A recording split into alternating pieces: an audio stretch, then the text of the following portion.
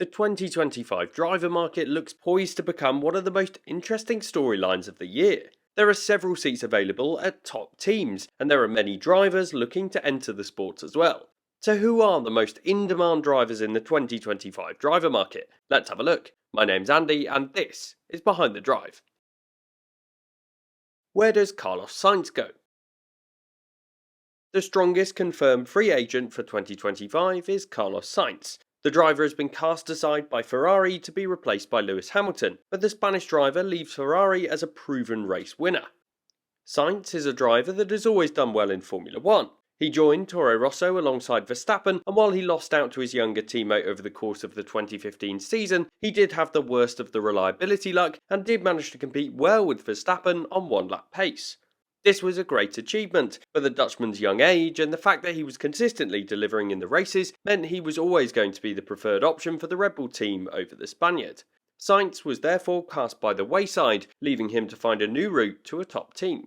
Since that point in his career, he's had successful seasons with Renault, McLaren and Ferrari, and for me, Sainz is a dependable and adaptable driver, qualities that make him one of the most valuable free agents over the last few years. Sainz has shown that he is a capable lead driver and is deserving of a spot at a top team, but there aren't many options for the Spaniard. Perhaps the best option that Sainz could be considered for is Red Bull. The seat occupied by Sergio Perez is potentially up for grabs, and the drivers under consideration racing in the RB team don't seem to be up to scratch. Red Bull are putting the pressure on Sergio Perez, and so far in 2024 he's been delivering on these expectations, but I think most would agree that Sainz would be a better option for the team in terms of their overall driver lineup, and he would be a longer term option. Personally, if Red Bull have any concern about a future Constructors' Championship rivalry with another team, then Sainz would be the driver to put them in a great position to compete at the top. And Sainz's performance in Australia was a brilliant example and advert for Red Bull, which could well be the best route for him to go in 2025. Meanwhile, Sergio Perez finished 5th in the fastest car on the grid. Alternative options for Sainz are forthcoming. At just 29 years old, he would be a good option for many teams. Audi seems to be a popular choice for Sainz. He signed a pre-contract agreement with them, but this is for 2026, when the team takeover is complete, as opposed to 2025, which is when Sainz is in need of a drive. If Sainz wants to become a lead driver again, just as he had at McLaren, then he would achieve that with a move to Audi. However, the team right now are not even close to being competitive. The Sauber setup are struggling and have been striving to accelerate the Audi buyout before their planned 2026 entry alongside their new power unit. Sainz does have the time to potentially wait for the team to improve, but success is never a guarantee in this sport, and it has taken some manufacturer teams years with limited success. If Sainz was to move, he would need to spend a year in the Sauber, which might be worth the risk, but would be a certain step backwards in the short term. I think there could well be a race to sign Sainz for 2025, but with potential seats at Red Bull and Mercedes, he won't be in a rush to make a decision anytime soon. And if you want Sainz to continue to have a race-winning car for 2025, then you should definitely leave the video a like and subscribe to Behind the Drive, as I'd love to get to 100,000 subscribers in the future. Fernando Alonso's career is not over yet. Alonso's shock move to Aston Martin for 2023 was seen as one-off, if not the best career move of his time in the sport. Since moving to Aston Martin, Alonso has scored 8 podiums as Aston Martin managed to bridge the gap to the frontrunners in 2023. When he signed for the team for 2023, many assumed his 2-year deal would be his last. But 18 months later, and Alonso seems to want to continue and has no intention of leaving Formula 1. At 42, the driver can't be a long-term option, but he has a desire to win more races and win another world championship, so he wants to ensure he's an option for the best teams on the grid. Alonso's Aston Martin move was a stroke of brilliance. Right now, Alonso has an almost certain seat with Aston Martin available to him, which will at least ensure that he's in a top-tier team in the sport. But he's also regained the attention of other top teams with his performances in 2023. For me, Alonso should be an option for both Red Bull and Mercedes. In particular, I can see Alonso being a good move for Mercedes as an established world champion to put in the car to replace Lewis Hamilton. This would be an option for the team to have a stopgap before other drivers such as Kimi Antonelli are ready for the top setup. On the whole, I can see Alonso waiting for a while before he makes his choice to either stay with Aston Martin or consider a move elsewhere. There's also a small chance that Red Bull would consider Alonso for their drive, though this feels unlikely in my view, as I don't really see how a Verstappen-Alonso partnership would work in terms of top driver versus second driver. So Alonso's fate is probably up to him, and it'll be fascinating to see how the rest of the year goes for the Spaniard. Alex Albon, the Red Bull reject. Alex Albon is a driver who is named as being linked with several different drives on the F1 grid. However, the critical piece of information regarding the Thai driver is the fact that he's already under contract in 2025 with his current team. The Red Bull reject has revived his Formula 1 career recently with some brilliant performances for Williams. The driver came in to replace Russell and immediately established himself as the lead driver in that team. Being a lead driver is a good position to be in, but considering the Williams setup is right at the back of the order in 2024, it feels like an argument could be made that Albon may consider a move up the order even if it means he's less likely to be the lead driver.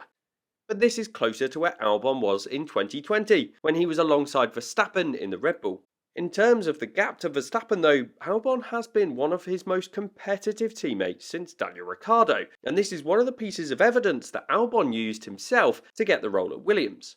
I think there are signs that the Red Bull team have regretted letting Albon go, but at the same time I don't think they would go for Albon while he's still under contract. There would also be a question of whether Albon would want to return back to the team where he struggled so much and got dropped from the setup. Albon could be a consideration for Mercedes or perhaps Aston Martin should Alonso make a move away.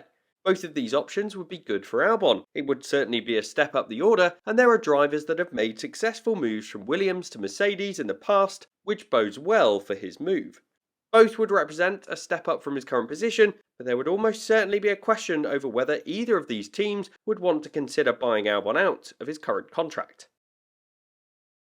Two rookies with definite opportunities, and perhaps even three. There are two talented rookies coming through Formula 2 that have a huge amount of hype associated with them. Kimi Antonelli is a Mercedes young driver and is often compared to Max Verstappen. His rise through the ranks has been strong and he's just 17 years old. He still has to prove himself on the F2 grid, but it seems he's a driver that is hotly tipped to be a future star. Right now, Antonelli is 9th in the F2 standings and had a good qualifying and feature race result in Australia as he qualified 2nd and finished 4th. The F2 Championship is typically competitive throughout the season, and so there will almost certainly be time for him to grow into the championship and improve. I don't think 2 seasons in F2 would be bad for the Italian driver, but if he does impress this year, he'll be a great option for Williams. Mercedes has used Williams to develop their young drivers in the past, and with James Vowles moving from Mercedes to Williams to become their team principal, it feels like their relationship could be strengthening. Right now, Williams don't have the confidence in Logan Sargent, and their decision to bench him for Albon in Melbourne shows how this is a fact. So, should Williams want to develop a young Mercedes driver and almost certainly improve their driver lineup, then I think they should ask Mercedes and offer Antonelli this opportunity. However, I also believe that Mercedes will only do this if their young driver shows he is ready, even though he has reportedly already accumulated enough super license points to join the F1 grid. Another young F2 driver is the Ferrari super sub, Oliver Bearman. The 18-year-old subbed in for Carlos Sainz in Saudi Arabia, and he did an excellent job considering he had just a single practice session to prepare for the competitive action. The Ferrari young driver is likely to be the preferred option to join the Italian team in the future, but much like Mercedes and Antonelli, they will almost certainly want to give Bearman the opportunity and time to develop. Historically, Ferrari have recruited juniors with less experience than Mercedes, as Leclerc was promoted from Sauber to Ferrari following a single season with the backmarkers. It feels like Bearman's performance in Saudi Arabia did enough to convince a lot of people that he could be ready for Formula 1. Bearman's F2 campaign was somewhat hampered by the fact that he missed races in Jeddah. The Prema driver qualified 2nd for that feature race in Saudi Arabia, so I'm confident that he would have secured a good haul of points going into that weekend. And this would mean he'd be higher in the championship standings if he'd have been given that chance.